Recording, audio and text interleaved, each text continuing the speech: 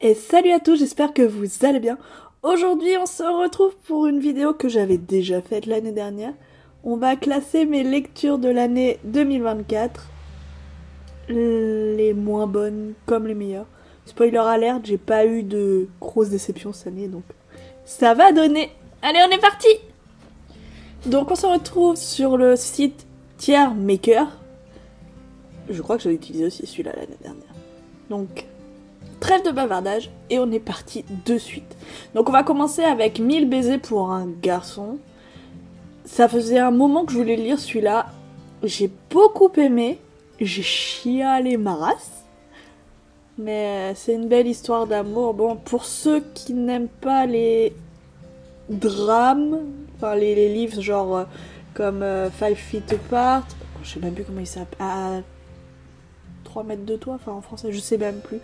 Genre Nos étoiles contraires, tout ça, ce livre est pas fait pour vous. Il y a. C'est un peu un amour. Enfin, clairement, il y a un des deux personnages qui décède. Et l'histoire est très touchante. Franchement, j'ai beaucoup aimé ce livre. Je le mettrai dans franchement bien pour le coup. Bah, je vous ai pas présenté les catégories. Bien joué, Lulu. Donc, je suis partie sur 5 catégories cette année. Donc, en dernier, casse pas trois pattes à un canard. Clairement, je sais même pas s'il y en a qui iraient dedans. Je regarde. Si, il y en a un ou deux, ouais. Ensuite, la catégorie OK. Là, bah c'est bien, mais sans plus, quoi.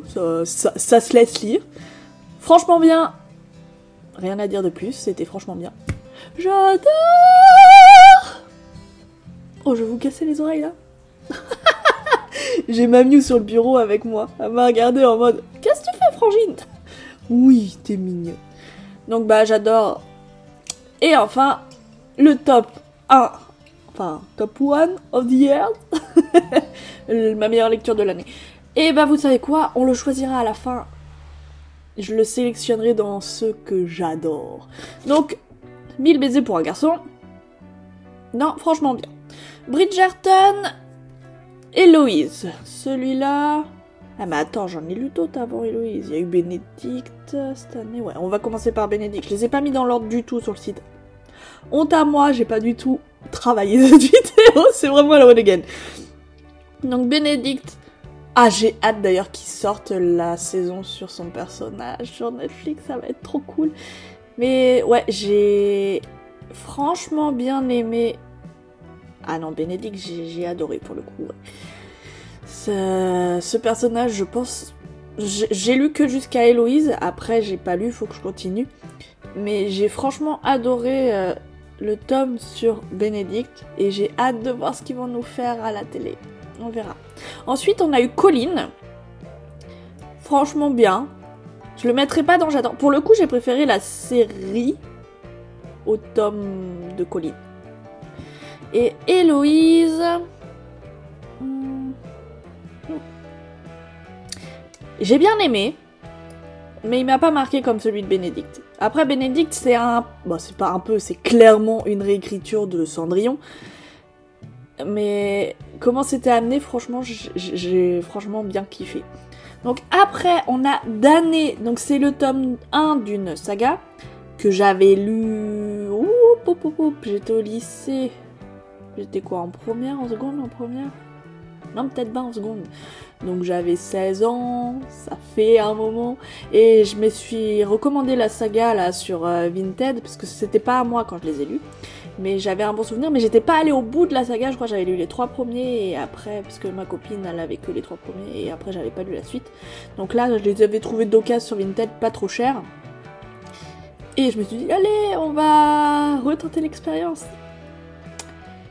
Bah je crois que j'ai grandi et mûri depuis, parce que j'ai beaucoup moins kiffé. Et le casse pas trois pattes à un canard. Non, franchement, pour les... Comme je me suis commandé la saga, je vais quand même essayer de tout lire pour voir si ça rattrape ou pas. Mais ouais, pour les ados de les 14, 16, 17, je pense que ça va. Mais je pense qu'avec les lectures que j'ai eues depuis, c'est... Ensuite, Keleana, le tome 1. Alors, j'aime beaucoup, beaucoup, beaucoup. Après, Sarah J. Maas, c'est toujours dans mon cœur. De toute façon, est-ce que j'ai d'autres Sarah J. Maas? Ouais, j'ai Cotard, le dernier tome. Cette année, ouais. Bah, Keleana, il va direct aller dans J'adore. De la romantaisie. Une meurtrière. Ils appellent ça une assassine. Mais je suis pas sûre que ce soit très français. Peut-être une erreur de traduction, j'en sais rien. Mais ouais, de la magie. Dans le tome 1, c'est un tournoi où le roi fait s'affronter plein de délinquants, mais le mot est trop faible. Genre, t'as des assassins, t'as des voleurs, t'as des... Que les méchants du royaume, tu captes. Et donc, le prince, le fils du roi, va chercher Keleana, qui est en train de croupir dans un camp prison, où ils sont dans les mines et ils creusent, quoi. Et elle assiste au tournoi, mais on voit qu'il y a d'autres enjeux. Les participants meurent un par un en dehors du tournoi. On se demande pourquoi. Qui? Franchement, allez le lire, c'est cool, ça se lit tout seul. Il est pas trop gros. Bon, par contre, je vous préviens, il y a 7 tomes, 8, parce qu'il y a un préquel. Mais j'ai lu le tome 2 et je kiffe toujours autant. Foxglove, donc lui c'est le tome 2 de... Ah oui, c'est le tome 2 de Belladonna, que j'avais lu l'année d'avant, je le vois pas... Ouais, c'était l'année d'avant. Eh bah... il était bien, mais tu vois, il m'a pas marqué parce que... Je suis désolée hein, pour le bruit de la pluie, il pleut sur les Vélux. Mais il m'a pas marqué tant que ça parce que je me souviens pas trop de l'histoire. Je sais qu'il était bien, mais tu vois, je m'en rappelle pas trop de l'histoire, donc je suis désolée, mais je le mettrai en OK. Ensuite, un Highlander sous le sapin. Bon, je me suis fait quelques petits kiffs là pour Noël, je me suis allé lire des livres de Noël. Donc un Highlander sous le sapin... C'était bien. C'était bien, mais... ouais, c'est... en OK. C'était sympa, mais... j'ai passé un bon moment, mais voilà, quoi. Ensuite, attends, je vais prendre les autres livres de Noël. Donc, il y a Secret Santa, donc c'était un de mes calendriers de l'Avent. Celui-là, il était franchement bien. J'avais hâte de lire la suite, parce que c'était un chapitre par jour, mais clairement, c'était pas assez. Je voulais la suite à chaque fois. Donc, à la fin du mois, enfin, avant Noël, j'ai clairement craqué et j'ai lu tout le reste d'un coup. C'est pas bien, mais c'est pas grave. Donc, lui, ouais, franchement bien. Et Bûche glacée et Cœur fondant. Et bah, lui, casse pas trois pattes à un canard. J'en ai parlé déjà dans une vidéo, mais trop de mensonges tue le mensonge. Voilà. Je suis pas quelqu'un qui aime ça, les mensonges, donc... Alors attends, je vais trier un peu parce que... je vois qu'il y a des livres qui vont ensemble. Ensuite, le deuxième de Sarah J. Maas que j'ai lu cette année. Donc un palais de flammes et d'argent. Le dernier tome d'Akota. J'adore. Point. Sarah J. Maas, point final. Alors, la malédiction des roses. Ouais, voilà quoi. On va mettre dans OK. J'ai rien à dire de plus. Ça se laisse lire. Mais ouais, c'est pas... J'ai le 2 à lire aussi dans ma bibliothèque.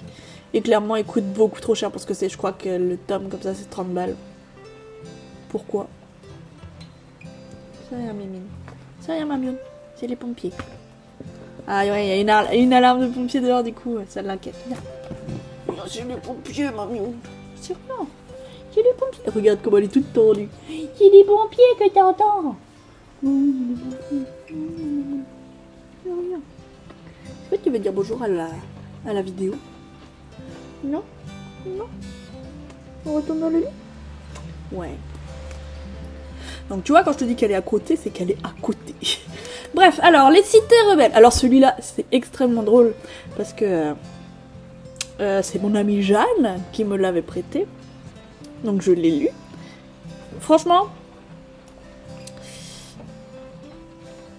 je mettrais en OK. Oui, du coup, je finis mon anecdote. Moi, je me coupe toute seule, mais... Bref, Donc je lui redonne et ma maman elle était partie en vacances et elle me ramène un livre en souvenir parce qu'elle avait été dans la cité du livre ou je sais plus quoi, un truc comme ça. Et je l'ouvre et c'était ce livre. Du coup j'ai mon édition à moi maintenant. Je sais qu'il y a le 2 et le 3 qui sont sortis, il faut que je les lise. Mais en vrai c'est bien. Je le mettrai entre les deux, tu vois. Entre franchement bien et ok pour le coup. Mais je vais le mettre dans ok. L'histoire est cool, à voir ce que la suite va donner. Mais ouais, j'ai ce sentiment de... Il me manque un truc, tu vois. Mais bon. Alors là, donc on a le tome 2 et le tome 3. Donc c'était... Le tome 1, c'est Il était une fois un cœur brisé. Donc j'ai fini la saga, parce que c'était une trilogie. Et donc j'ai lu le tome 2 et 3. Et franchement, j'ai kiffé. Le tome 2, je le mettrai dans J'adore. Et le tome 3, par contre, juste dans Franchement bien. Parce que il me manquait un truc dans le tome 3. On a une fin, ça clôture, il n'y a pas de souci. Mais il me manquait ce truc pour le mettre au-dessus. Voilà. Ensuite, ah oui, Dor et Doriller, c'est une collègue qui me l'avait prêté. C'est un petit livre comme ça, hein, franchement, c'est petit. C'est une petite nouvelle, un peu la princesse au poids, là, tu sais, avec les matelas et le poids, ça repart de ce conte-là. Et je connaissais pas du tout, elle m'en a parlé, donc elle me l'a prêté pour que je le lise. Et j'ai bien aimé pour le coup. Donc c'est l'histoire d'un prince qui cherche épouse et du coup il fait venir des prétendantes et il leur fait passer des tests. Je vais pas vous dire lesquels, mais je me rappelle même plus le nom de l'héroïne du livre parce que je l'ai lu en début d'année 2024. Mais franchement ça se laisse lire tout seul. Ah, mais c'est pareil, lui, je le mettrais entre Franchement bien et ok. Allez, dans Franchement bien, parce que j'ai passé un bon moment quand même. Ensuite, on a Shatter Me. Alors là, dans J'adore. Je l'ai lu en lecture commune avec Suzy, donc ça donne une autre saveur, c'est de le lire avec une copine, c'était cool et je ne connaissais pas du tout. Je sais que c'est une réédition de livre qui était déjà sorti il y a quelques années. Là ils ont repris les couvertures américaines je dirais, peut-être pas anglaises. Parce que ils avaient fait des couvertures dégueulasses, on ne peut pas se mentir, je les ai regardées après. Tu te demandes pourquoi. Et donc j'ai lu le tome 1, j'ai adoré. Ça me fait penser un peu à la vibe Hunger Games Divergente, tu sais, à l'époque. Genre de truc. Bah, c'était très à la mode, de toute façon, ce genre de dystopie. Et je me suis acheté le tome 2. Faut que je le lise. Mais je crois que c'est pareil, il y a plein de tomes 2. Il y a plusieurs saisons aussi. Enfin, j'ai pas tout suivi. Il y a des petits aussi. Faut que je regarde. Mais j'ai adoré pour le coup. Alors, Heather. Donc celui-là, c'est une BD.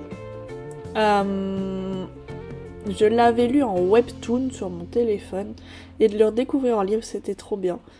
Franchement, les dessins sont super. L'histoire est travaillée. Et ouais, enfin j'ai kiffé, j'ai re-kiffé la découverte, tu vois, contrairement à Dané. Là, je vais le mettre dans Franchement bien. Ouais. Nightbane, le tome 2 de Lightlark. Alors celui-là, il fait... Enfin, c'est assez controversé, les avis. C'est soit on aime, soit on n'aime pas. Eh ben moi... Voilà. J'ai adoré. Peut-être un peu moins que le premier. À voir ce que la suite va donner. Mais ouais, j'ai beaucoup aimé. Je l'ai lu comme ça. Alors, Mystery of Thorn Manor. Alors celui-là, c'est le tome 1.5 d'un de mes livres préférés ever, qui est Sorcery of Thorn. Et donc c'est une petite nouvelle, hein, le livre il fait ça. Mais j'ai tellement kiffé retrouver les personnages qu'on aime tant dans le tome principal que c'était tout doux, c'était une petite nouvelle, mais j'ai adoré. La carte des confins. Donc là ça change un peu de mes lectures habituelles. On est chez les pirates. Je crois que les seuls autres livres que j'ai lus avec des pirates c'était Fable, que j'avais kiffé aussi. Mais la carte des confins, ouais, j'ai bien aimé. Mais c'est pas que des pirates, il y a de la magie et tout. Enfin, franchement, pas mal. Ça finit con. Donc faut que je lise la suite. Je l'ai dans mes bibliothèques, mais faut que je m'y lance.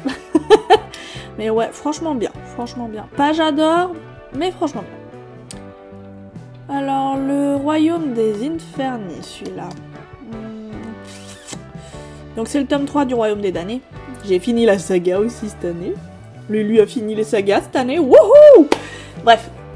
Le Royaume des Inferni, bah j'ai bien aimé. Mais je pense que tu vois, ça va être comme le tome 3 de Il était une fois un cœur brisé. La trilogie était chouette.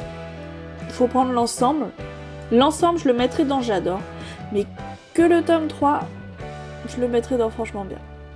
Franchement, il serait entre les deux. Mais il a pas ce truc pour être dans J'adore, tu captes? Alors, Mémoire de la forêt, tout de suite dans J'adore. C'est des livres jeunesse qui traitent de maladies comme le tome 1, c'était la maladie de l'oubli, bon, qui fait référence à l'Alzheimer.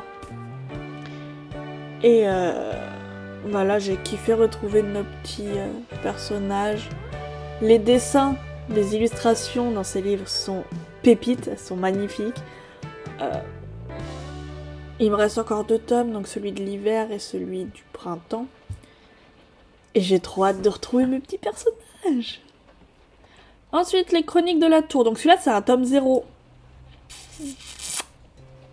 Casse pas 3 pattes à un canard. Non, c'est un livre qu'il faut que tu lises genre jeune ado, tu vois, genre entre 10-13 ans. Mais c'est pareil, j'ai toute la saga, mais je les ai depuis mes 10-13 ans que je n'avais pas lu. Et alors, je sais pas si c'est un toc, mais quand j'ai une saga, il faut que je les lise. Bon, après, là, c'est des tomes comme ça, franchement, en un après-midi, c'est plié. Mais ouais.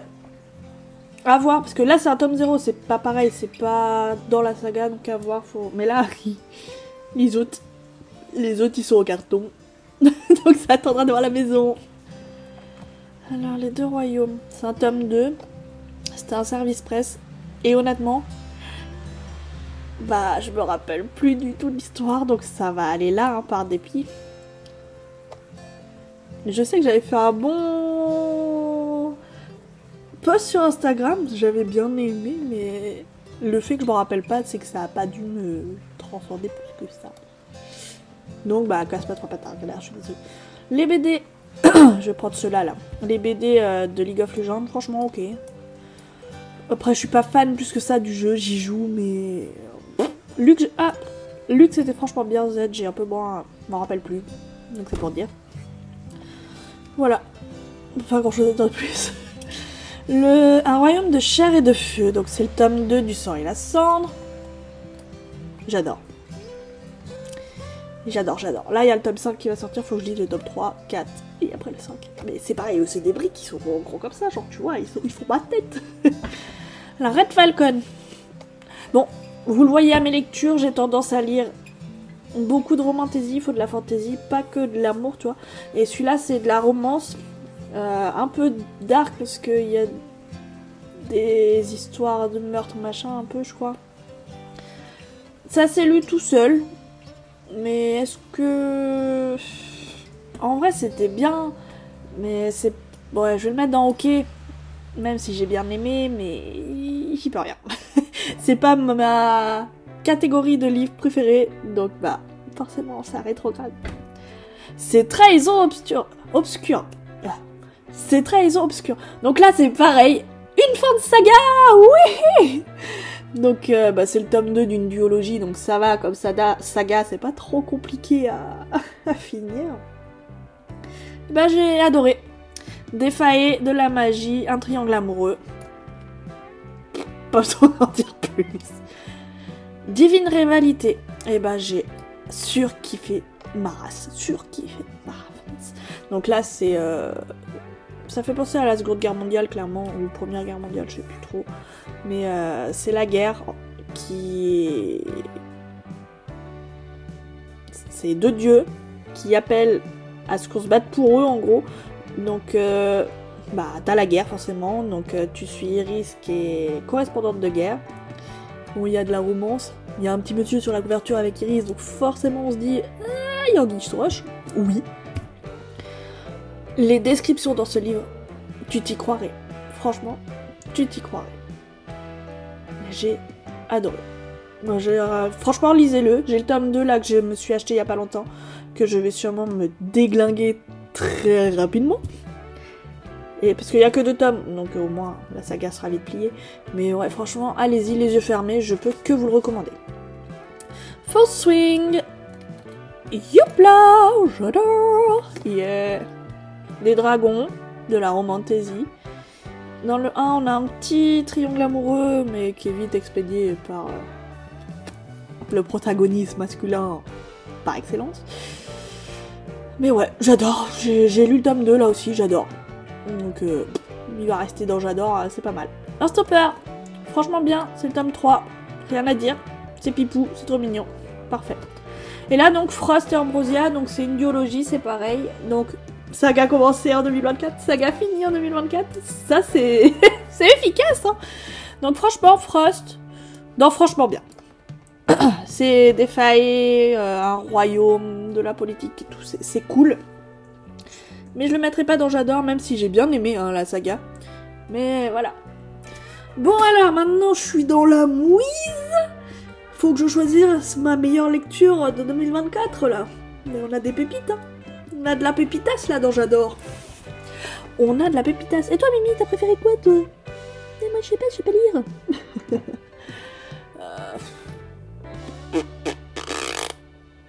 Bah j'hésite. Franchement. Entre ça, ça, ça et ça. Ouais.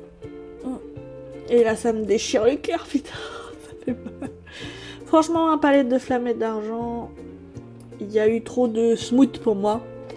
Parce que je suis pas quelqu'un qui lit ce genre de livre particulièrement. Là, je suis en train de lire le dernier tome. Bah tiens, je l'ai là. Je suis en train de lire le dernier tome de Death Persephone. Il y a trop de smooth, j'avance pas, ça m'énerve. Donc ouais, Kéléana, le tome 1, Full Swing ou Divine Rivalité.